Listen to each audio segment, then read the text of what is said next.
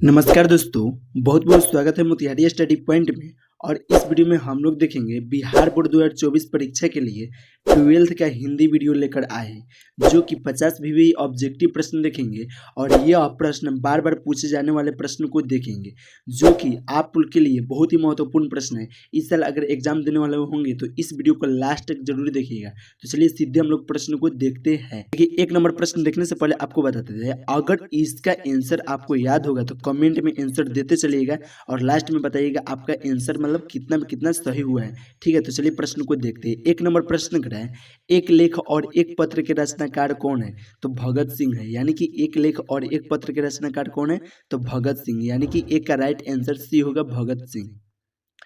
2 number प्रश्न को देखते हैं। 2 नंबर प्रश्न कर रहा है, हंसते हुए मेरा अकेलापन क्या है? कहानी है, या एकांकी है, या निबंध है, या डायरी है? तो याद रखिएगा, हंसते हुए मेरा अकेलापन जो है वह डायरी है। यानी कि 2 का राइट आंसर डी होगा, डायरी। 3 नंबर प्रश्न कर रहा है, ओम प्रकाश वाल्मीकि का जन्म स्थान है, मध्य प्रदेश है, या उत्तर प्रदेश है, या महाराष्ट्र है, या इलाहाबाद है? तो याद रखिएगा, ओम प्रकाश वाल्मीकि का जन्म स्थान उत्तर प्रदेश है। यानी कि 3 का राइट आंसर बी होगा, उत्तर प्रदेश। 4 नंबर प्रश्न करा है, माथुर जी को भितियारो पहुंचने पर कौन मिले थे? यानी माथुर जी जो थे वो उन्होंने भितियारो पहुंचे थे तो उनको कौन मिले थे? तो पुंडलिक जी मिले थे। यानी कि 4 का राइट आंसर सी होगा, पुंडलिक जी। 5 नंबर प्रश्न करें, मोहन राकेश का निधन कब हुआ था? तो मोहन राकेश का निधन 3 दिसंबर 1972 में हुआ था, या 4 दिसंबर 1973 में हुआ था, या 5 दिसंबर 1974 में हुआ था, या 6 दिसंबर 1975 में हुआ था? तो याद रखिएगा, मोहन राकेश का जब निधन हुआ था वह 3 दिसंबर 1972 में हुआ था। यानी कि 5 का राइट आंसर ए होगा, 3 दिसंबर 1972 में। 6 नंबर प्रश्न क्या है, एडिशन के अनुसार असल बातचीत कितने लोगों के बीच हो सकती है? 2 लोगों के बीच, या 3, या 4, या 5? तो याद रखिएगा, एडिशन ने बताया थे कि असल बातचीत सिर्फ 2 व्यक्तियों के बीच हो सकती है। यानी कि एडिशन के अनुसार असल बातचीत सिर्फ 2 लोगों के बीच हो सकती है। यानी कि 6 का राइट आंसर ए होगा, 2 लोगों के बीच। 7 नंबर प्रश्न क्या है, बालकृष्ण भट्ट किस काल के रचनाकार है? तो बालकृष्ण भट्ट आदि काल के हैं, या भक्ति काल के हैं, या रीति काल के हैं, या आधुनिक काल के हैं? तो याद रखिएगा, बालकृष्ण भट्ट जो है वो उन्होंने आधुनिक काल के रचनाकार है। यानी कि 7 का राइट आंसर डी होगा, आधुनिक काल के। 8 नंबर प्रश्न क्या है, लाहना सिंह की मृत्यु किसके गोद में हुई थी? तो कीरत सिंह, या बजीरा सिंह, या अंतरा सिंह, या महादीप सिंह? तो ये क्या, महीप सिंह। यानी कि आपसे पूछा गया था कि लाहना सिंह की मृत्यु किसकी गोद में हुआ था? तो बजीरा सिंह की गोद में हुआ था। यानी कि 8 का राइट आंसर बी होगा, बजीरा सिंह के। 9 नंबर प्रश्न क्या है, बंदी जीवन किसकी कृति है? तो सचिंद्रनाथ सन्याल की है। यानी कि 9 का राइट आंसर डी होगा, सचिंद्रनाथ सन्याल की। 10 नंबर प्रश्न को देखते हैं। 10 नंबर प्रश्न बहुत ही महत्वपूर्ण प्रश्न है। यह प्रश्न करा है, जायसी के काव्य किस प्रकार गंभीर एवं व्यापक है? तो समुद्र की भांति। यानी कि 10 का राइट आंसर सी होगा, समुद्र की भांति। 11 नंबर प्रश्न करा है, 11 नंबर प्रश्न करा है, नकलची शब्द में कौन सा प्रत्यय है? तो ची धन क्या होगा, नकल प्लस ची हो जाएगा। यानी कि डी नंबर राइट आंसर होगा। 12 नंबर प्रश्न क्या है, चरण कमल में कौन सा समास है? यानी कमल धन चरण, यानी चरण कमल में कौन सा समास है? तो क्रमधारय है। यानी कि 12 का राइट आंसर ए होगा, क्रमधारय। 13 नंबर प्रश्न क्या है, लहरों का राजहंस किसकी रचना है? तो मुहा राकेश का है। लहरों का राजहंस किसकी रचना है? तो मुहा राकेश का। यानी कि 13 का राइट आंसर बी होगा, मुहा राकेश का। 14 नंबर प्रश्न क्या है, अशोक वाजपेयी किस काल के कवि है? तो आधुनिक काल के। यानी कि 14 का राइट आंसर ए होगा, आधुनिक काल के।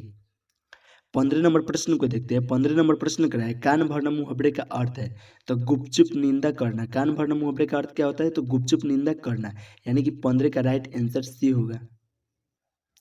16 नंबर प्रश्न को देखते हैं। 16 नंबर प्रश्न क्या है, क्या, ईमान बेचना। ईमान बेचना मुहावरे का अर्थ क्या होगा? तो अपने कर्तव्य से हट जाना। यानी कि 16 का राइट आंसर डी होगा, अपने कर्तव्य से हट जाना। 17 नंबर प्रश्न क्या है, भगत सिंह के माता जी का नाम क्या था? तो विद्यावती था। आप लोग कमेंट करके बताइए कि इनका माता जी का नाम सरस्वती था। आप लोग कमेंट करके जरूर बताइएगा। तो चलिए अगला प्रश्न को देखते हैं।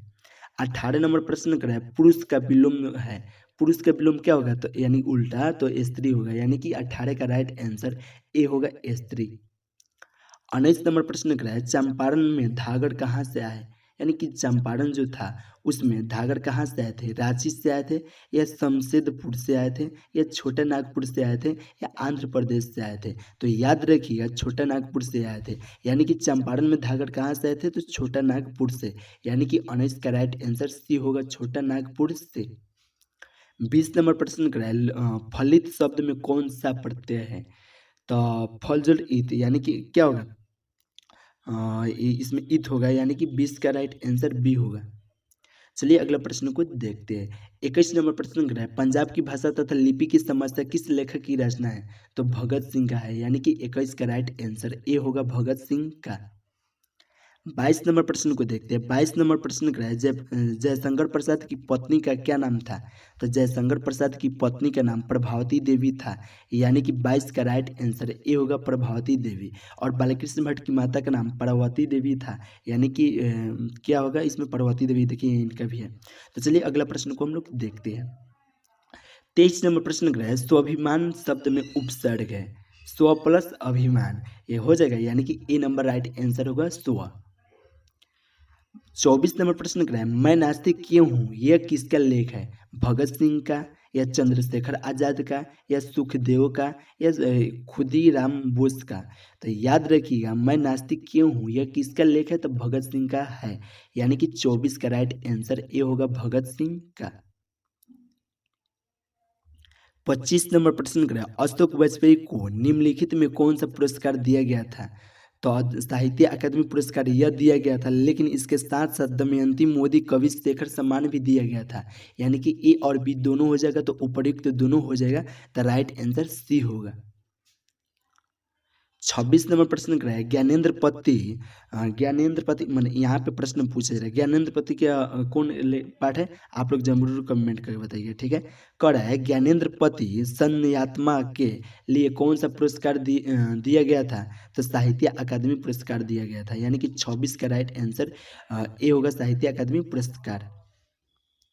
27 नंबर प्रश्न को देखते हैं। 27 नंबर प्रश्न क्या है, सृष्टि का विलोम है, तो सृष्टि का विलोम प्रलय होता है, यानी कि 27 का राइट आंसर सी होगा, प्रलय। 28 नंबर प्रश्न क्या है, बालकृष्ण भट्ट की रचना बातचीत क्या है, तो एकांकी है, या कहानी है, या यात्रा स्मरण है, या ललित निबंध है। तो याद रखिएगा बालकृष्ण भट्ट की बातचीत जो रचना है ना, वो ललित निबंध है, यानी कि 28 का राइट आंसर डी होगा, ललित निबंध। 29 नंबर प्रश्न क्या है, चंपारण में धागा है, गांधी जी के चमत्कार की कथा किसने लिखी, तो राजेंद्र प्रसाद ने लिखे थे, यानी कि 29 का राइट आंसर सी होगा, राजेंद्र प्रसाद ने। 30 नंबर प्रश्न को अब देखते हैं। 30 नंबर प्रश्न क्या है, कृत्रिम शब्द का विलोम है, तो कृत्रिम शब्द का विलोम प्राकृतिक होता है, यानी कि 30 का राइट आंसर बी होगा, प्राकृतिक।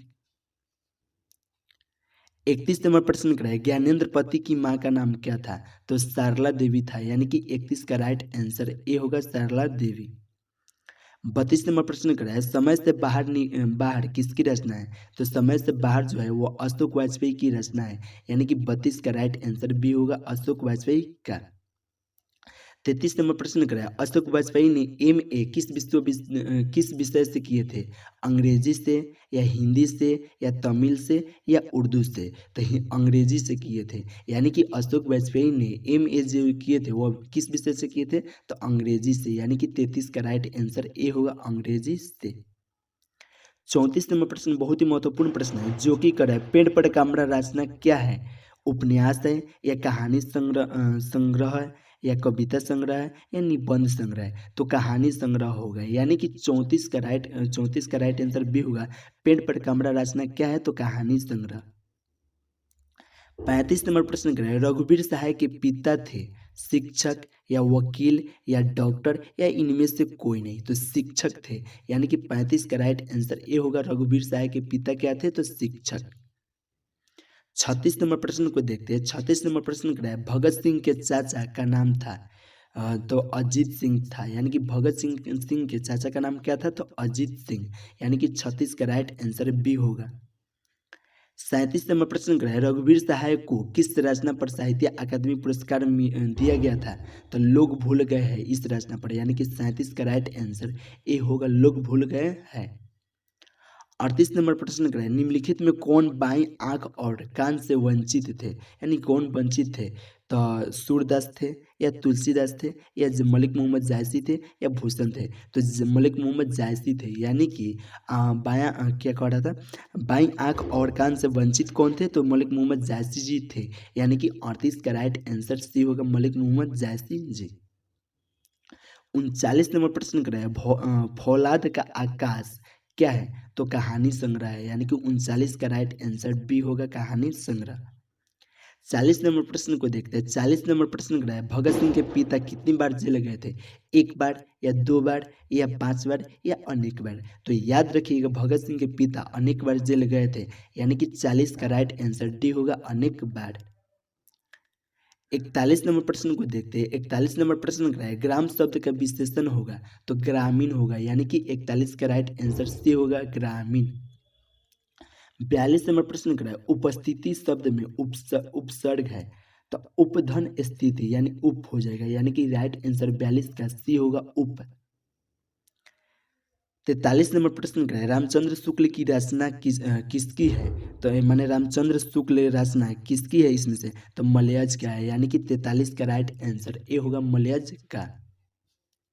44 नंबर प्रश्न क्या है, रघुवीर सहाय की अभिरुचि किसमें थी? तो उपयुक्त दोनों में थी, यानी कि संगीत सुनना और फिल्म देखना, इनमें दोनों में था, इसलिए उपयुक्त दोनों हो जाएगा, तो राइट आंसर सी होगा।